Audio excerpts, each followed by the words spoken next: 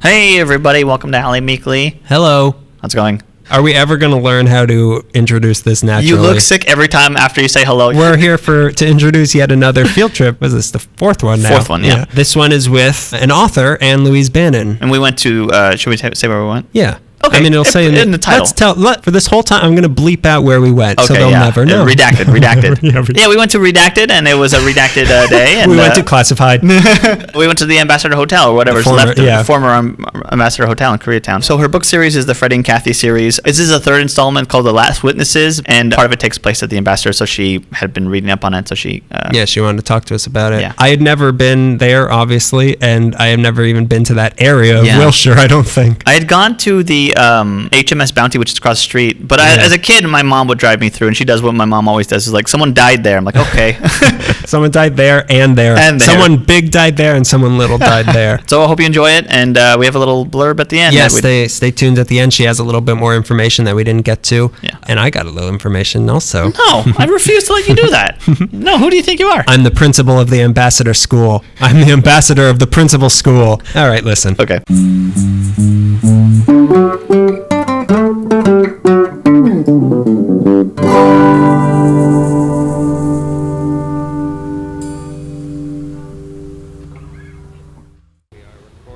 Hello, hello, hello. Hello. It's all there. And the sound of music before every recording. The hills are alive. Run for your life. That is such an old, really, really bad joke. I love that. Still works. Oh my God, that was from when I was 11. That's how old that joke is. All right, so question 1. Who are you and how long have you lived in L.A.? I'm Anne Louise Bannon. I am an author, mostly fiction. I've don't really live in LA. I live in the Los Angeles area, though. This interview's over. Yeah, it's true. But I've been working and doing things in LA probably most of my life. I was born in Santa Monica. Spent the latter half of my formative years behind the orange curtain, as it were.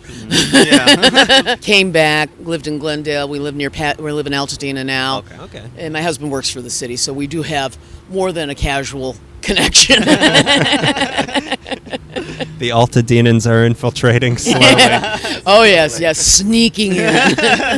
Is Altadena, is that LA County or is yes, it? Yes, it is actually, and it's actually LA. It's unincorporated LA County. It's not it's kind of a township. It's a really weird thing. But basically the county soups are our city council. Okay. Which is a real pain in the butt. But what are you gonna do? Where are we? We are at what used to be the site of the Ambassador Hotel. Now it's a school and a much-needed one. Yeah. The Ambassador Hotel was built in the early 20s, opened January 1st, 1921. Right. And for many, many years in Los Angeles, it was the place to see and be seen. I mean, it really was. I'm more familiar with it in terms of the 20s because that's when my book, The Last Witnesses, is set. Mm-hmm. My characters are actually New Yorkers. A lot of it takes place in New York, but eventually they have to follow a clue to Los Angeles. Yeah. And Freddie is a millionaire, and he's married to Kathy, and who's his editor. It's a long story. But anyway, he comes out and stays at the Ambassador, partly because his buddy Lowell Winters, a writer who is being courted by the studios, is staying here, and the studios are pretty much picking up the tab. We have a lot of fun with the movie industry and how it was then, and how it still is. So that's where this was. It was a really opulent place. And in fact, the other part of it that was really significant was the Coconut Grove nightclub. That was such a big deal. Even the Biltmore, which opened around roughly the same time. Yeah. The Hollywood Roosevelt was the other big hotel. Neither of them had the big nightclubs that was the Coconut Grove, and everybody was there. Yeah. I mean, just everybody. And when it opened, it was just like I literally describe it in the book that Freddie, who is a millionaire, it was so opulent, even he was impressed. We did research on Coconut Grove, and the pictures of it when we were going over, like I can't believe how beautiful this nightclub is. Like it looks like. I mean, I knew it from like cartoons when they would animate like Merry Melodies or Looney Tunes. They would kind of mock Coconut Grove, and I didn't know that it was based on a real place, and it didn't like exaggerate that much. Yeah. No, they really didn't. It was, and keep in mind, this opened up in the middle of Prohibition, or the beginning of Prohibition, I should say. Gee, for some bizarre reason, you could get anything you wanted. In fact, there's a picture of it from the 1920s. That's from the Huntington. That's the cover of my book, and that's what the place looked like. And I just used that as the cover for the book because it was just such a great. Yeah. Wasn't the ceiling like dark blue with like stars in it or something? Yeah, I like it. It was just crazy, and like I said, Nat King Cole, anybody who was anybody. Yeah. Did a show there, and and of course floor shows were really big in the 20s. Yeah, the big bands and everything. Oh yeah, they in dancing and all that. You didn't have TV. You had your movie theaters. You had Broadway. Well, we didn't have much of Broadway out here. We had the Coconut Grove. I'm wondering, because I don't know the layout. Like, do you know where? Are we sitting? No, actually, we're sitting in the driveway. Actually, if you sit down there, there's a little post. That's where the driveway actually was. We're kind of in the grassy area that was in front of it. I have to admit, I didn't actually see the site until the fence had already gone up. Yeah. The place closed in 1989, but it had been in decline for almost 20 years, over 20 years. Yeah. And part of that was the neighborhood. And part of it, sadly enough, what most people, when they think of the Ambassador, sadly enough, what they think of is the assassination of Robert F. Kennedy. Yeah. Big deal there. It was a big deal. And, it's kind of sad that this wonderful, opulent old hotel is mostly remembered for that. Yeah. What a cap to the story of the Ambassador Hotel that it had to end like that. Yeah. It didn't quite. They still was open for another 20 years, but it never recovered. Yeah. It really never recovered from that. And they took out the kitchen. They took everything out where it happened. So, and believe it or not, Sirhan Sirhan is still alive. I checked that out. He's still in prison. He's 73 years old. My God. He's buddying up with Manson and. No, I don't think so. I think Manson's up north and Sirhan's down in San Diego. Oh, yeah, that's right. I remember reading that. I don't know. Yeah. But still, a couple of infamous LA criminals. Yeah. And we have a few of those. We're two of them. So the next question, it doesn't quite fit, but in relation to your book, I guess we kind of talked about it, but the question is, what do you do here? But we could go into in relation to the story. Again, the story is in Last Witnesses. It's the third in the series, but Freddie's sister, who lives above him, has basically found a body in her apartment and then disappears. It's related to a conspiracy. Now, I won't go into which one because, again, this is a murder mystery. We don't do spoilers. But one of the clues eventually leads Freddie out here. Lowell, his friend, has already been out here, and Freddie has to come out alone first because Kathy's still working. Well, she eventually makes her way out. Yeah. Lowell's staying here, so Freddie stays here. But as I said in the book, Kathy's brother lives out in Orange County. Believe it or not. Gee, what a coincidence. Anyway, so, Joshua and his wife Betty are big movie fans. Joshua comes to drop Freddie off at the hotel, and he says, "Oh, yeah, this is the place to be. It's the place to see and be seen. Yeah. Oh, we saw Pola Negri in the halls." And Freddie's going, "Oh, fancy that." Like, who the hell's Pola Negri? Well, she was a silent film star, and of course, Freddie's not big on silent film, so he's not going to know, but Joshua and Betty, big time. But apparently Pola Negri did, in fact, live there. I haven't verified it, so we kind of fudged that. Oh, that's fine. Yeah. You could surmise, Could anyone go into the Coconut Grove? I guess stay at the Ambassador. You could if you had the money. Yeah. Then no. Okay. Also, if you had the right skin color.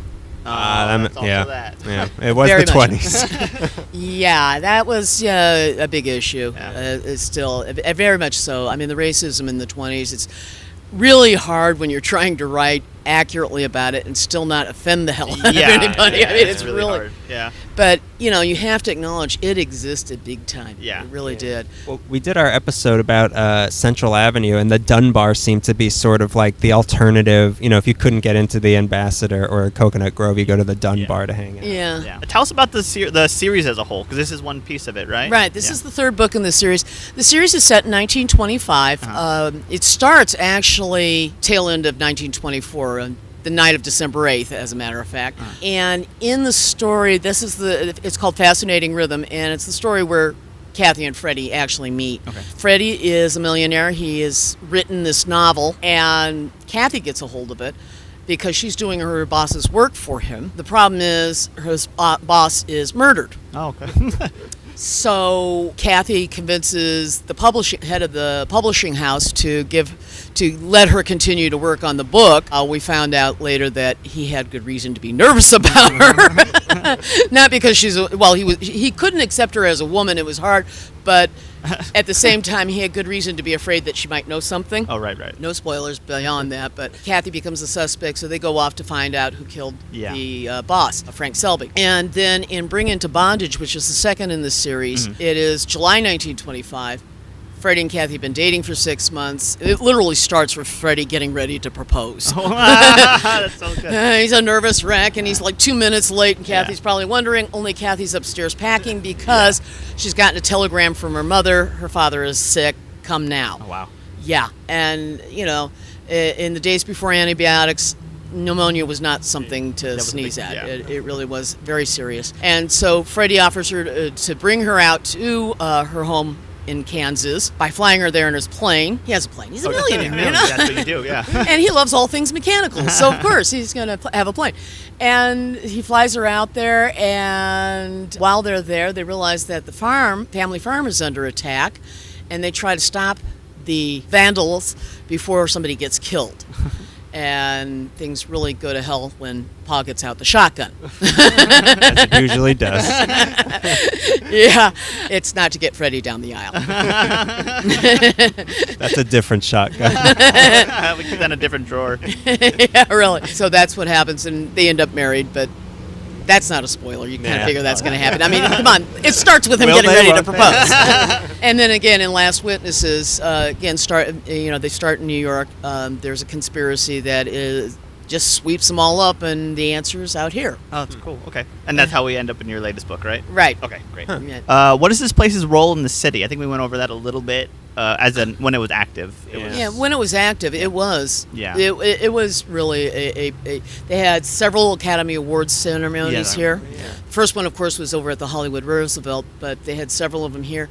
It was, like I said, the place to see and be seen. Yeah. You went here because it was a big deal. Mm-hmm. And it was that way all the way through the 50s. I think in the 1950s, they had a spa called the Lido Spa, did a color short with Clark Gable. Oh, wow, okay. I think Marilyn Monroe might have discovered one of her many times because it happened over and over. But they had like a kind of contest by the pool, and I remember something happened. I don't doubt it.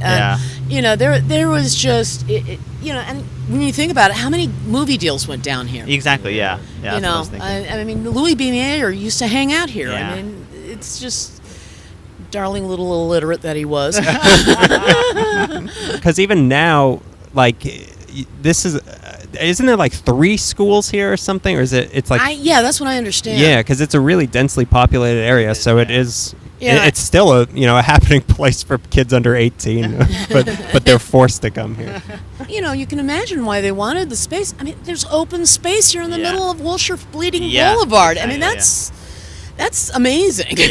Quite frankly. Yeah, it is weird because I mean I can't see what's behind this wall, but it seems very nice and. It would be a nice place to have recess. Yeah, exactly, yeah. Amidst all these buildings. Yeah. I guess that's why they put the wall, so you don't know. You have to look at the building. Yeah. What would you say is the most important thing here, or was the most important thing here? I'd have to say it was probably the Coconut Grove. Yeah. Yes, the pantry where RFK was shot has that too. Because it is a place of great opulence, but also a place of great tragedy. Yeah. And it's who's to say what it would have happened? Keep in mind that was the election where Nixon won. Yeah. And if it hadn't been, it was a strong contender. RFK was a strong contender to be the win for that, right? Right. And if it hadn't, what would have happened? Would we have had Watergate? What could have happened if it hadn't been for that? Yeah. So, I don't do much alternative history, but it is weird to think though that like at this spot, it's almost like an alternate reality started right over there by RFK dying. Yeah. It's just kind of weird, and I'm sad. If this place hadn't been here, they would have had some other version of the Coconut Grove. They would have had some, but RFK, one and only. Yeah. What's your favorite thing here? Oh, the memories. and they did keep the one driveway post down there. Yeah, it's down there on the corner. It really looks nice. So someone told me I haven't confirmed. I was going to confirm it today. If the Coconut Grove doors are still up somewhere. I don't know. Okay. I really don't. I haven't been on the property. Yeah, I don't think anybody has. That isn't, a student or a teacher. Yeah, and they're not talking. We could ask these kids with skateboards if they know. Yeah, I've seen pictures of it online, but I don't know how long ago those are taken. So I do remember they kept parts of it, but I don't know if it's recognizable. Sure, and I wouldn't be surprised if some of them ended up in the Smithsonian. It was that kind of an iconic place, or in the archives. No, actually, it wouldn't end up in the archives or the city archives. Let's be specific here. There are lots of archives in LA. But it wouldn't be in the city archives because it's not related to city government. Oh, that's right. Okay. Although we do get a few extraneous things here and there, but they do. I shouldn't say. I do identify a little bit with the place. What would LA have been like without the Ambassador Hotel or the Coconut Grove? But like you said, there would have been another place. There would have been another place. It really would have been. That's just the way it. That's the way these things go. Yeah. Maybe there would have been a club over at the Biltmore. Yeah. Maybe there would have been an extra restaurant shaped like a hat. I don't know. We need more. Oh yeah, you always need restaurants shaped like hats. But actually, I think the original Brown Derby was not that far from here. Yeah. Down the street or something like that. It would have been. Something would have filled the space. Yeah. It filled Can't that stop particular us from vacuum. partying. Yeah, you got it. Oh, hey, listen, it's Hollywood. There's going to be parties, And there was a lot of new money coming into the city. Yeah. Interesting thing about the 20s, too. This is the time of Teapot Dome, the scandals. Some of that actually came out of here. Really? Doheny. Yeah. Edward Doheny, one of the principals, one of the guys who got caught bribing Albert Fall, lived here. That's why the street's named Doheny. Oh, that's right. There was a lot of oil out here. And in fact, I was talking about how I do this planning documents. Yeah. There are so many documents attached to oil drilling. All these ordinances allowing for oil drilling in various places. And there were oil drills all around here. Yeah, I've seen pictures before. Like the Fairfax area had a lot of oil going on. They still have some of the pumps going. Oh, really? Okay. It's weird that like around that time in the 20s, like the two big things was oil, which is one of the least glamorous things you could do, and then Hollywood. Well, and the third thing that really brought people out here was advertising because of the weather. They were advertising the orange trees. Orange groves and all there's that scene in Modern Times. Charlie Chaplin reaches out and plucks the orange off the window. Reaches out the window as he's getting in bed, reaching out the window, plucks the orange off the tree. That's what W.C. Fields' It's a Gift is about, coming here for he wins an orange grove or something. He's like, it's California, we gotta go. Yeah, and that's it. It's just that was what it was, and a lot of that was advertising, but that played hand in hand with the movies, and they came out here because hell, you can shoot, 365 outside. Yeah. And it covers all terrains. We could be in the desert, or we could be at the ocean, or we could be in like a forest setting, or an orange grove, or we can the westerns had all that. That stuff, and then of course if you really need snow, you can go up to the mountains in the winter. Exactly. Yeah, it's only an hour away or so. What's the strangest thing that's ever happened here that you can recall? That I can recall. The closest would be the fact that they were probably able to. They probably got away with serving booze in the middle of it. In the middle. I mean, it's like, okay, we're going to serve you cocaine nowadays. Here, well, it's off menu, but we have it. Water or cocaine. Or whatever or heroin or whatever the current drug is. Unfortunately, the opiates are really hitting hard these days. But Fortunately, the booze wasn't quite as deadly, but before weed was legal, here's your favorite. You want Kona? Yeah, it seems like it was pretty like how marijuana was. It was kind of, illegal, but like who's going to stop you? Who's going to go in and tell James Cagney to stop? Who's going to stop you would be the LAPD if you were black. Yeah. Or Hispanic. Then, wait. I just happened to find this on you. I found this thing that I carried in my pocket. So nothing's changed then. No, it really hasn't. Unfortunately, we're getting ripe for another one of the blow-ups, unfortunately, because of the way the police have been. But at least it's a little more transparent. Yeah. Away from this more sadness of the topic, what would you say is this place's best-kept secret, or was? It could also be the alcohol. It probably was the alcohol. Yeah, I mean... Look, the ambassador was the ambassador. You knew about it. It was a place that was haunted, apparently. But I don't know that's that big a secret. And I don't know if I even believe it. And truth be told, it spooks the crap out of me anyway. I don't really believe it, but I'm just you bringing up that it's haunted. I'm scared right now. It wouldn't surprise me, you know. I mean, there are probably lots of people who died in that building. I mean, people die in hotels all the time. Either that or the fact that there were film stars living there, but that's not that big a secret. I don't know. I don't know that there was that big a secret. It's a hotel. Exactly. It's a public place. A hotel known for debauchery and wildness. When's the best time to come here? I guess. When does school start? When is first period? Well, I think now is a good time because actually this is a nice shaded area. It's actually a very nice, restful. Well, insofar as you can get quiet with that, but it's cool. It's very. I'm very comfortable right now. Yeah, and it's nice to contemplate the gift that was Robert Kennedy. Yeah, because there's this big memorial here with quotes from. I see Cesar Chavez also as. He's got a big quote here. And Cesar Chavez and a couple other people. Yeah. And it's a nice little. I'm glad that they did the tribute to him. Yeah, me too.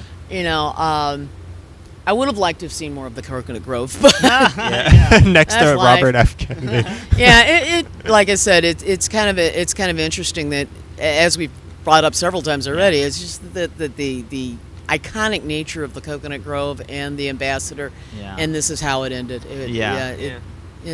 Terrific tragedy, and it was a tragedy when they took the building down, but. It was also necessary, I think. I think it was just going to cost too much to retrofit it for earthquake safety, and you kind of have to. And as we noted, we didn't do it on air. They did have the decency to echo it in the new architecture, and that's nice. Yeah, it is nice. Yeah. Yeah, they cared more than other things that have been demolished. That they just no trace of this anymore. Well, that's the thing about kind of Koreatown. You could say about LA as a whole is like we're so good at like knocking down historical things to build like parking lots. But in Koreatown, there's a lot of old structures. Like we're across the street from the Gaylord right now, which is really old building. Mm-hmm. We're just like a lot of old structures. Yeah, there are those old churches that I have no idea what they are, but they look old. Yeah. Well, those. The Gothic, like the Presbyterian down the street, I think those were actually built in the 30s. Old enough for me. Or 20s or 30s. Yeah. When that whole Gothic revival thing was going on. They're not much older than that. Mm-hmm. Keep in mind, LA really didn't build up. There were about 3 or 4 population booms. There was it was really pretty much a little backwater up through the 1870s. 1875 is when we get our first railroad. Then you start to see a little uptick in the population. And the population was largely Hispanic, but the Americans were slowly but surely moving in. And they really pretty much provided the uptick in the population. Mm-hmm. And then in the 1880s, you got a really good sized boom. I mean, it was like went from 5,000 in 1870 to by the end of the 1880s, it was like 100,000. Damn. Or I could be wrong, but it was a lot more bodies. Yeah. Way more bodies. And was growing a little more steadily through the 90s and the aughts and the teens. Yeah. But in the 20s, it exploded. Yeah. A lot of that was, again, oil, advertising, and which includes the movies, and Hollywood. Yeah. And the funny thing is, even to today, the industry, with the capital I, is still our largest employer in the area. Yeah. I mean, Walt Disney Company employs more people in Southern California than any other company in Southern California. That's amazing, yeah. Why can't I get a job? Oh, you don't want to work for the brown shirts. Oh, shoot. I shouldn't have said that. They're coming. They are brown shirts. They're scary people. But our top industry, after it used to be defense, but after the 90s, and Lockheed and a lot of those guys moved out. But in Southern California, it was the defense industry, and then it was the entertainment industry. Now it's the entertainment industry. That's our biggest employer. So, when I read about things like writer strikes, my heart goes cold. I mean, all that nice sales tax that it's not going to pay my husband's salary. Because that's our lifeblood. It really is. Yeah. So, in a sense that the ambassador, to get back to that, was so intertwined with that industry. That's absolutely critical to understand. It, was and still is a part of our economic lifeblood around here. Yeah.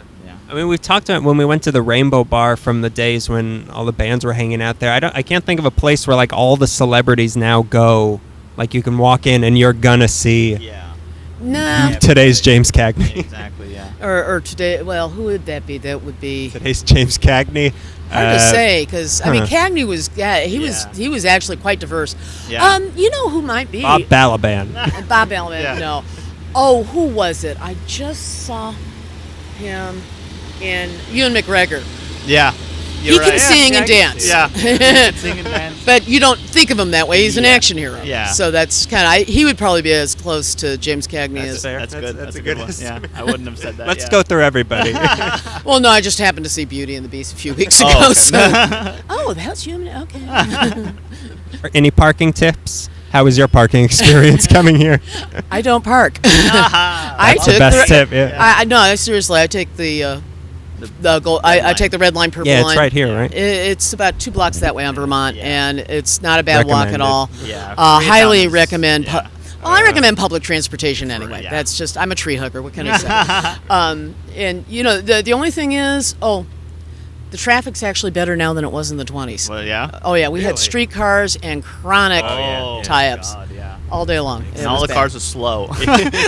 Yeah, they just, and I don't even. A few horses left over. No horses. No? No. I retract my joke. But you have to admit, one of the reasons LA streets tend to be wider than most other urban streets, this is the first major city that was largely built after the advent of the automobile. Oh, wow. I didn't think about that. Yeah, I never thought about that either. Yeah. It's built for the modern times. Yeah. It really is. I mean, Houston built up in the 70s and 80s. Chicago, you can see all those narrow streets downtown, lots of one-way streets because you really can't fit that many cars. Yeah. LA is probably the first major city built after the advent, that mostly got built after the advent of the automobile. Yeah. I didn't think about that. That's smart. I like that. That's smart. Yeah, I like that. Yeah. What's the best place to eat here? The cafeteria. Chalupas. Yeah. No, actually, I don't know because I don't spend a lot of times, but the Mermaid Cafe right across the street was quite tasty. Yeah. I would, in fact, I had a little cheese and sausage and cheese English muffin, and it was real cheese. Ooh. It wasn't that ghastly American slop. I hate American cheese. No, it was very nice, and the coffee was pretty good too. Yeah. HMS Bounty's across the street as well, and it's a really nice place to find yourself. Dark little bar that has hamburgers. Oh, I love dark little bars that have hamburgers. Me too, yeah. So after you're out of school for the day, just go over. Well, recommendation to teachers and students. Yeah. Well, the teachers go to the bar. Yeah. They need the bar. They need it, yeah. Lunch break. But there is an 85-degree cafe bakery for the Yeah. kids. So. Yeah, it's a good little area. Yeah. Although the Cafe Mermaid would serve quite nicely, and it's just a charming little place. I like the name. Yeah. I'm It sold is. on the name. Yeah. Well, that's all we have. Thank you for doing this. Well, hey, this was thank fun. you for having me. I love it, and Yeah. I look forward to catching and getting it out there.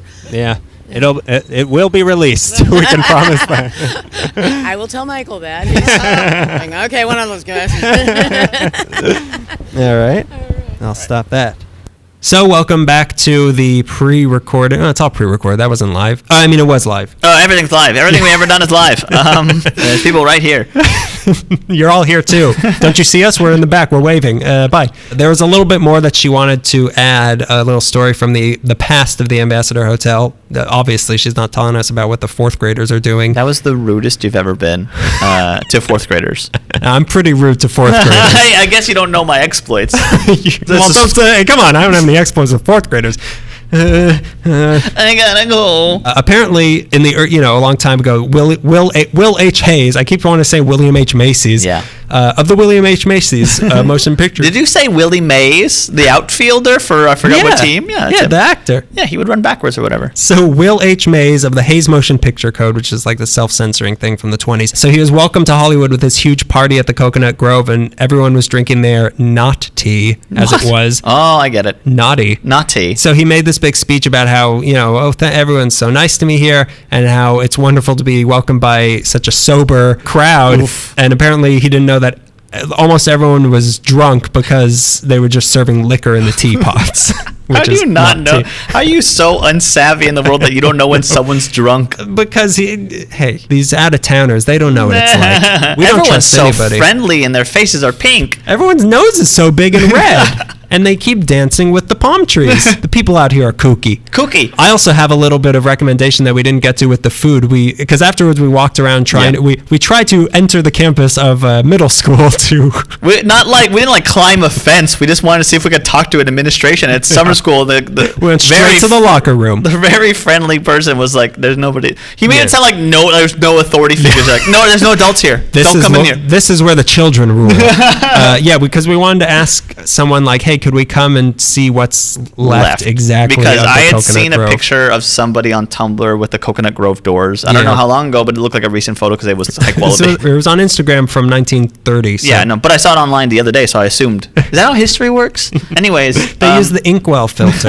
But we were walking around, and then I saw in the blazing hot sun, looking for not for food. I was so hungry, and I was like, I don't know. I don't want to eat too much when I'm hungry. We found the Halal Guys restaurant, which is a place that I really like. They're just right across the street, so that's a good place you can eat. Remind me, did it originate from the Los Angeles area? No, it's from a little place I like to call Los Angeles East, New York City, New Jersey City. So we have some social media plugs for Anne Louise Bannon. You can find her on Facebook, facebook.com/Robin Goodfellow ENT. That's 1 B in Robin. Twitter @AL Bannon. That's 3 N's in Bannon. Okay. Cumulatively. No, it's 3 in a row. She's on Google Plus at Anne Louise Bannon, same as Pinterest, and you can find her and her books on goodreads.com. Look for Anne Louise Bannon. Great, thank you. You're welcome. No one ever tells me you're welcome anymore. You're a very informative young man. Nobody recognizes it. They just say I'm mansplaining. For us, you can give us a review on iTunes, 5 stars. If you have an iPhone, open the podcast app. There we are. It makes it easier for people to find us, keeps us going. We're on Twitter at LA Meekly. Talk to us, baby. Yeah, hit us up. Retweet us. We're on Instagram, LA_Meekly. We post every day. Facebook, LA Meekly. If you wonder.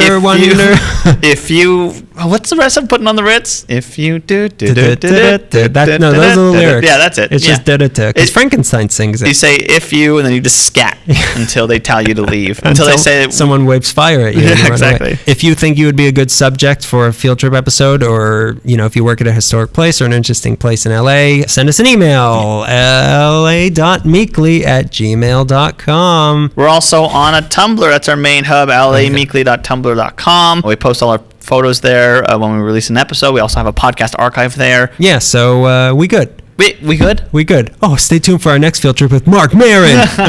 Never happen. We'll never be good enough for anybody. Thanks for listening. We hope you enjoyed it. Go to Halal Guys. Oh my God. Buy some Lunchables and I hope to see you on our next field trip. How's that? Is that good? Yeah. Buy Lunchables. That's our new catchphrase. Buy Lunchables. Buy Lunchables. Oh, we own stock in Lunchables. Bye. Buy Lunchables. Buy Lunchables. Bye. Lunchables.